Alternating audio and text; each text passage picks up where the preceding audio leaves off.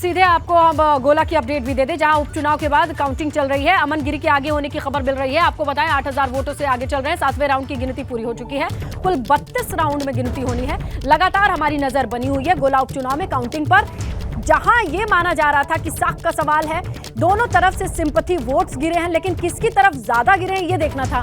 अभी फिलहाल के राउंड से तो पता चल रहा है कि अमन गिरी बाजी मार सकते हैं, हालांकि कहा कुछ नहीं जा सकता है। 32 राउंड में काउंटिंग होनी है, लेकिन बड़ी बात यह है कि अभी तक किसी एक राउंड में भी समाजवादी पार्टी के लिए अच्छी खबर नहीं आई है।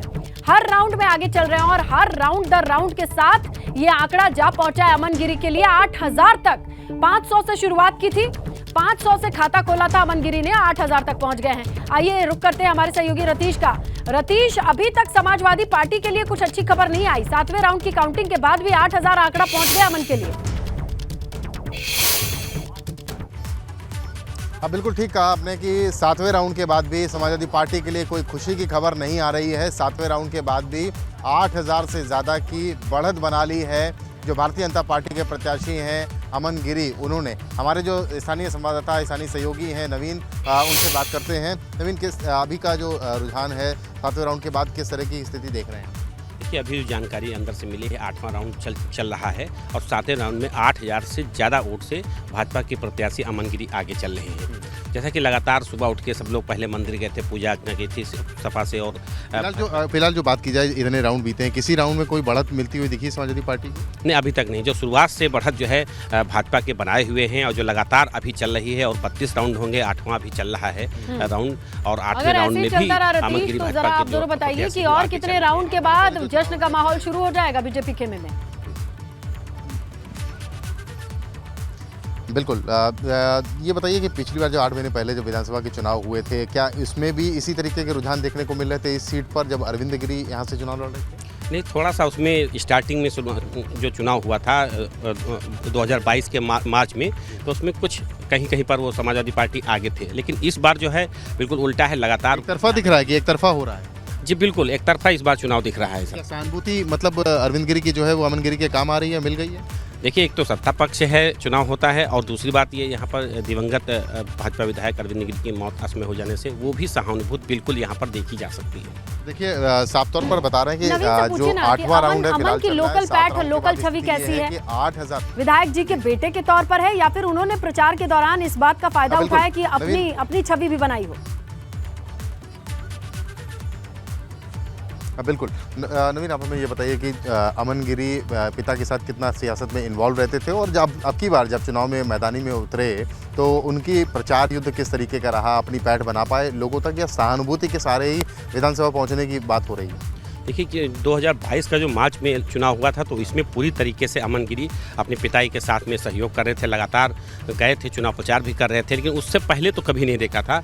इस बार पूरी तरीके से सहानुभूति की ही बात कर सकते हैं, जिससे पहले राउंड से ही आगे चल रहे हैं और लगातार आगे चल रहे हैं। 2022 के जो चुनाव मार्च में हुए, उसमें अपने पिता के साथ सहयोगी के रूप में दिखाई पड़ते थे? जी, उस समय लगातार ये सहयोग कर रहे थे अपने पिताई के साथ में चुनाव प्रचार। बार जब खुद चुनाव लड़ रहे थे, तो इस बार खुद ज़्यादा सक्रियता के साथ मैदान पे उतरे हुए थे? हाँ, अब जब खुद प्रत्याशी हैं तो इसलिए ज़्यादा सक्रियता थी, लगातार सक्रियता थी।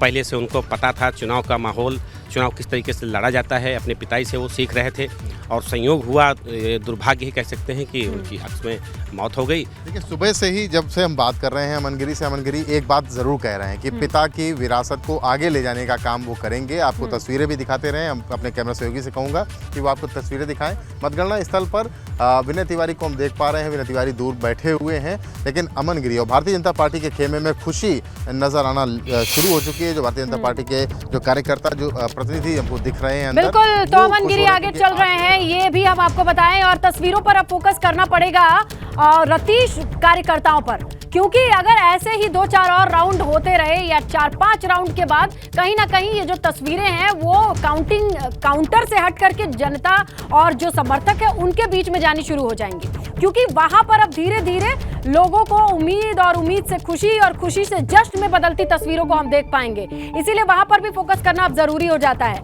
8वें राउंड की काउंटिंग के बाद अगर ये बढ़त और बरकरार रहती है, ये मार्जिन और बढ़ जाता है, तो इसमें कोई शक नहीं कि बीजेपी खेमे में तमाम अमन गिरी के समर्थक हैं, वो अब जश्न मनाने और अपनी खुशी का इजहार करना शुरू कर देंगे। अभी तक वो अपनी खुशी को दबाए बैठे हैं, लेकिन जैसे ही ये और राउंड की गिनती पूरी होगी, ये माना जा सकता है कि तस्वीरें बदल जाएंगी। काउंटिंग काउंटर से जो टेबल लगे हैं उससे हट करके फ्रेम चला जाएगा समर्थकों के ऊपर, और समर्थकों में जोश और खुशी और उत्साह दिखना शुरू हो जाएगा, क्योंकि अभी तक समाजवादी पार्टी के समर्थकों में खुशी दिखे ऐसा कोई राउंड नहीं बीता है। 7वें राउंड के बाद भी ये बताया जा रहा है कि अभी भी इंतजार है समाजवादी पार्टी को कि कोई यू टर्न हो जाए और उनके पक्ष में ये राउंड आ जाए और 8000 का मार्जिन कवर हो जाए, जो कि थोड़ा मुश्किल लगता है। हमारी नजर लगातार बनी हुई है गोला गोकर्णनाथ उपचुनाव को लेकर के।